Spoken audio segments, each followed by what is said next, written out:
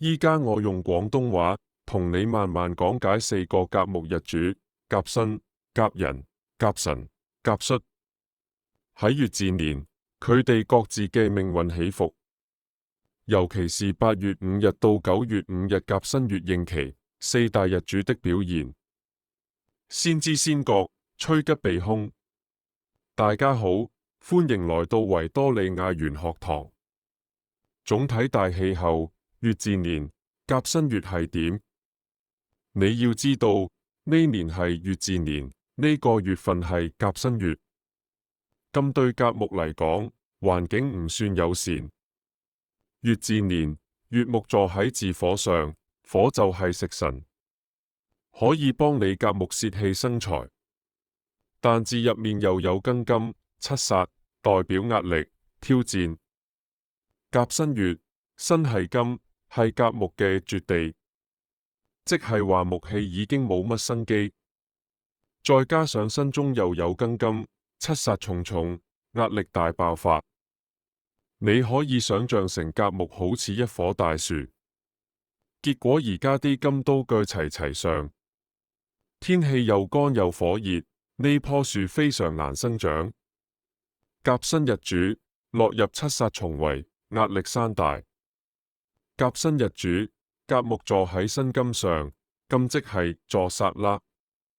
金係七殺，係甲木嘅克星。七殺咁旺，代表人生會遇到好大壓力，好多突如其來嘅挑戰。但是女命坐七殺，也往往是得貴夫的象。具體要看八字原局，自申合金局，自火本身係食神，應該幫你制殺。但自同申合成金，火都變咗金，幫唔到你啦。乙木年干幫手都幫唔到，因為申太弱，敵人太強。咩意思？你今年事業可能好似打仗咁，周圍都係敵人、競爭對手。建議今年低調啲，唔好硬撼權力，唔好搞政治角力。健康要注意筋骨、肝膽問題，小心交通意外、刀傷。一句話總結：一顆斷枝之木，被狂風大金狂斬，最好抱頭避一避風頭。甲寅日，木旺自坐祿，三刑動中有機。甲寅係甲木坐自己屋企，寅木屬於坐祿之象，代表木氣最旺。但問題嚟啦，寅同申相沖，你個日支就同流月打對台，代表動盪、馬、搬遷、變化。而家又係巳年，又有巳寅申三刑，叫做無恩之刑，多數代表人際關係差，容易招小人。不過寅木旺，身強，只要能駕馭動盪，反而有機會升職轉運。咩意思？今年你容易搬屋、轉工，甚至出國，但同時身邊人事糾紛多，可能朋友反面，同事踩你。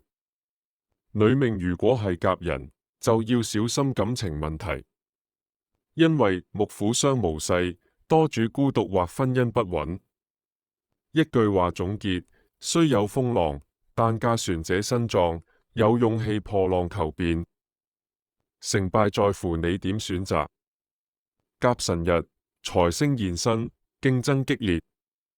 甲辰日主辰係濕土，係財星位，但入面又有乙木比肩，即係自己人爭自己個餅食。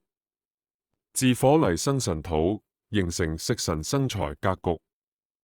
表面上財氣好旺，但乙木比劫爭財，意思係你有錢揾，但要分餅仔俾朋友、兄弟，甚至小人。流月申金又來克你，代表壓力依然大。咩意思？你今年會好有揾到錢但留唔住嘅感覺，創意多，想法多，但成日俾人抄橋、搶客。合夥做生意夥伴即幫你生財又劫財。感情方面，小心金錢牽扯到感情問題，例如金錢出現引發吵架。一句話總結：財來有路，奈何人多分杯羹。最好揾條屬於自己嘅理路。甲戌日，火庫傷官見官，富貴險中藏。甲戌坐偏財，戌是秋土，甲木不旺。戌係火庫，有戊土、丁火、辛金。火庫開咗，自火嚟開庫，叫食神透庫。辛金喺戌中出現，係正官，但因為戌中火土旺，會形成傷官見官。傷官本來係表達力、創意、事業力，但見官就容易有官非、小人、上司對立。咩意思？你有能力、有才華，今年機會多，但要控制自己講嘢太衝。感情方面，財官同現，代表有異性緣，但易惹上情債。男命坐偏財多愛財，女命坐偏財則感情易唔穩。一句話總結：好似行鋼線，有機會發光發亮，但一步錯就容易摔倒，要懂得收斂脾性。總結：甲申食神制殺結構在，但殺氣太重。七殺逼身，應該低調避禍，唔好硬撼。甲人自坐祿，木旺可破局，可是三刑衝動，朋友反目，可主動求變，遠行轉運。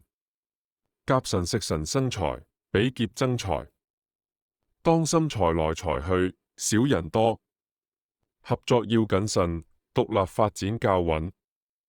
甲戌傷官透火庫，有財有勢，但是傷官見官，名利有損，注意收斂鋒芒，多聽少講。獻上一曲廣府民謠《花醉嶺南》，歌曲和舞蹈視頻鏈接在屏幕下方。祝願甲木命主平安順遂。